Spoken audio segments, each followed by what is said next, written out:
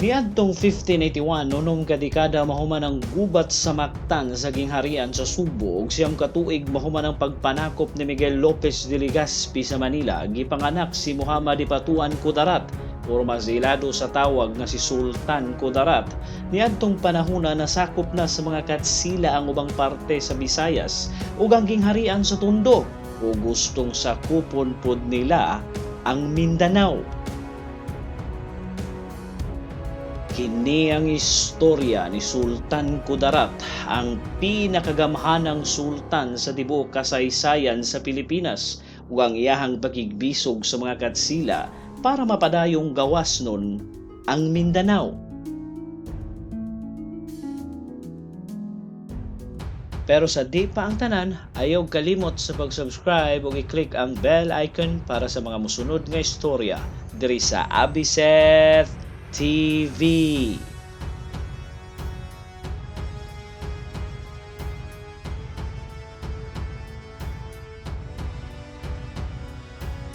Ang kalahian sa mga dato o graha sa sultan sa Mindanao kay naa sila'y advance nga istruktura sa panggobyerno. Sa dihang niabot ang Islam niadtong 13th century, dala niini ang konsepto sa sultan nga usa ka pangulo nga gituuhan nilang anino sa Ginoo diri sa yuta or God's shadow on earth. Matod pa sa mga inilang historiador nga si Patricio Abinales o Dona Amoroso. Ang konsepto sa sultan sa Mindanao dako og tabang para mapadako ang ilahang pagdumala sa ilahang mga teritoryo, mahimo nilang makipag-alyansa sa laing nasod base sa ilahang relihiyon nga lahi kaayo sa mga dato sa Visayas ug Luzon nga nag-agad ra gayod sa mga pagpakasal nga alyansa ug kamatuoran ug pagsalig sa ilahang mga kaalyado. Usa pa niini ang mga nangulo sa lugar labi na sa Mindanao ang mga dato nila kay mutuo gayud isip usa ka Muslim nga gikinahanglan nilang suportahan ang sultan ug dili maging ilog sa gahom niini.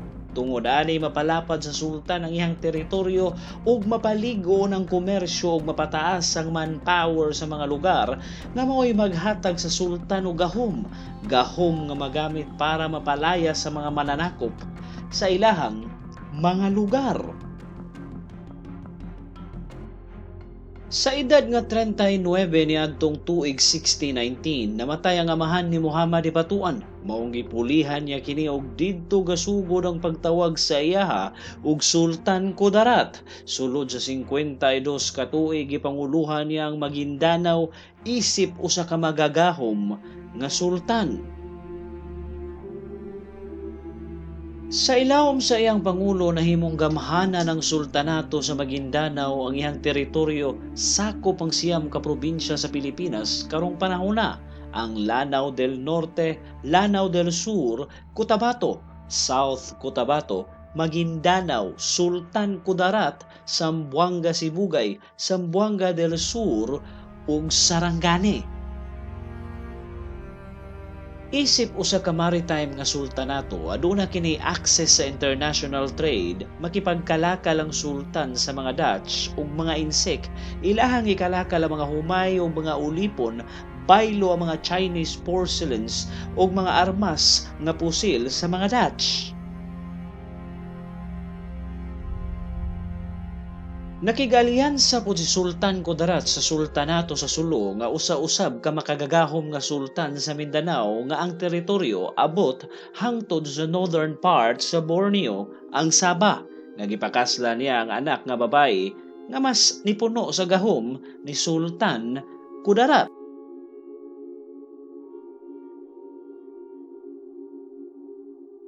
Sa wa pa masultan sa Maguindanao si Kudarat, pila ka beses na siyang nakibisog sa mga katsila ug niadtong panahona kahibaw na siya sa gahom sa mga mananakop nga gisakop na ang mga teritoryo sa Visayas ug Luzon nga nahimong dakong banta sa mga sultanato sa Mindanao.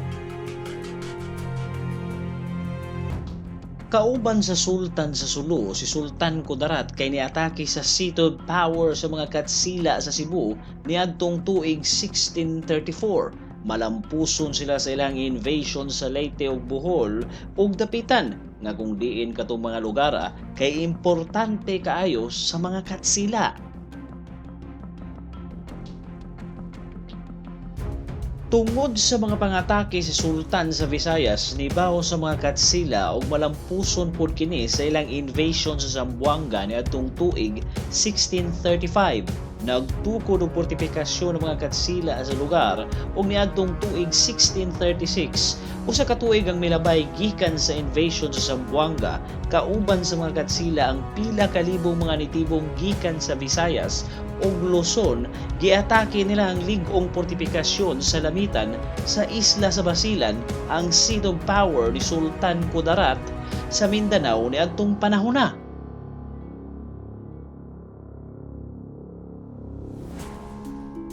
Gipanguluhan ni Sultan Kudarat ang pagdepensa sa iyang portifikasyon kauban ng 2,000 ka mga Moro warriors nga andam ng maghuramentado.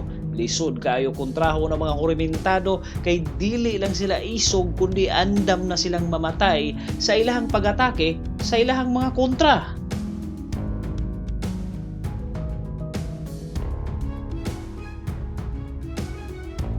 Matod pa sa usa ka historiador nga si Isidro Abeto nga si Sultan Kudarat ang naa sa atubangan sa pagigbisog gipanguluhan niya ang iyang mga sundao ug sa dihang nadisperado na ang ilahang sitwasyon sa pagigaway tungod sa superior firepower sa mga katsila, niapil na sa pagigbisog ang mga kababayenan ug mga bata sa lamitan. Hasta ang asawa ni Sultan Kudarat kay niatake sa ilang kontra, dala ang ilahang puya nga bata nga nakasablay sa iyang buko-buko. Pagkahuman niambak kini sa pangpang para di madakpan sa kontra, pero nasangit sa kahoy mong naluwas sa mga Muslim. Napildi ang puwersa ni Sultan Kudarat sa gubat sa lamitan. 72 ka ulo sa mga Muslim ang gipunggot sa mga katsila o gitudyok sa mga tag-as nga kawayan para makita sa tanang Muslim sa lugar. Samtang si Sultan Kudarat kay nakaikyas pero dunay igo sa bukton, pero nakasurvive ang Sultan o gibalhin niya ang iyang seat of government sa Pulange. Niadtong tuig 1642, human makuha sa mga katsila ang lamitan sa Basilan, usa ka dakong puwersa sa mga katsila ug mga nitibo sa lain-laing isla ang niatake ni Sultan Kudarat. Pero atong panahona nakaandam na ang Sultan ug daghan na kaayo siyang sundao sa lain-laing lugar sa Muslim Mindanao. Napildi ni Sultan Kudarat ang mga katsila ug ang mga Indio na bihag pa nila ang mga lider sa kontra.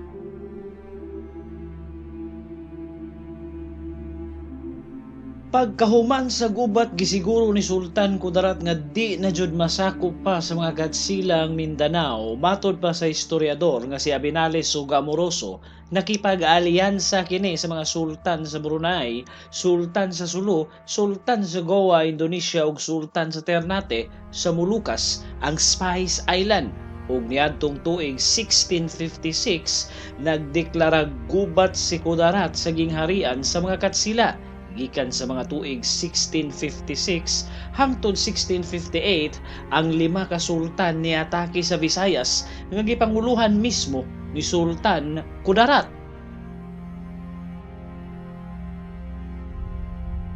Nagipag-alyansa po ng sultan sa mga Dutch sa ilahang trading company, ang Dutch East India Company, kung diin gikalakal nila mga bugas humay ug mga ulipon nga ilahang nakuha gikan sa Visayas, baylo sa mga armas ug kanyon sa mga Dutch nga mao'y gamiton po nila para sa pakigbisog sa mga katsila.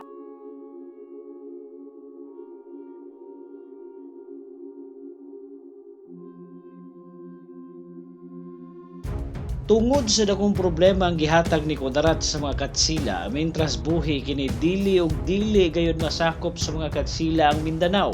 Matod pa ni Abeto nga giundang sa mga katsila ang ilang pakigbisog sa sultan, pero naghatag kini perting dako ang patong sa ulo tungod sa ilang pagtuo nga naay mopatay niini ug dado ng ulo niini sa ilaha para mahumana ang ilang problema. Pero walay ni kagat sa ilang offer kay way tarong nga tao nga mupungkot sa ulo sa pinakamakagagahom nga sultan na atong panahuna. Makakagahom kaayo nga bisag ang imperyo sa mga katsila di kayang sakupon ang iyahang teritoryo. Niadtong tuig 1665, nagmalinaw ng mga katsila ug sultanato sa Maguindanao tungod kay gikuha tanan sa mga katsila ang ilang mga sundao sa Mindanao ug gipadala sa Manila para sa proteksyon sa invasion threat ni Koxinga nga usa ka insek nga general nga mao'y nagpalayas sa mga Dutch sa Formosa. Taas-taas ang panahon nga nagmalinaw ng Mindanao hangtod sa kamatayon ni Sultan Kudarat niadtong 1671.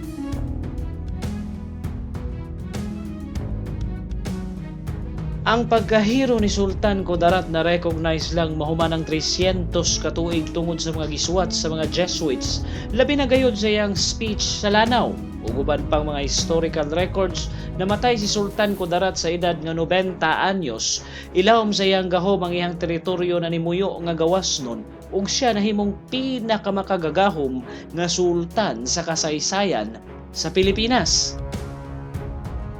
Gilubong si Sultan Kudarat duol sa sapa sa Simuay sa probinsya sa Sultan Kudarat matod pa sa mga nakasuwat, pero why nakahibaw sa insaktong lokasyon niini.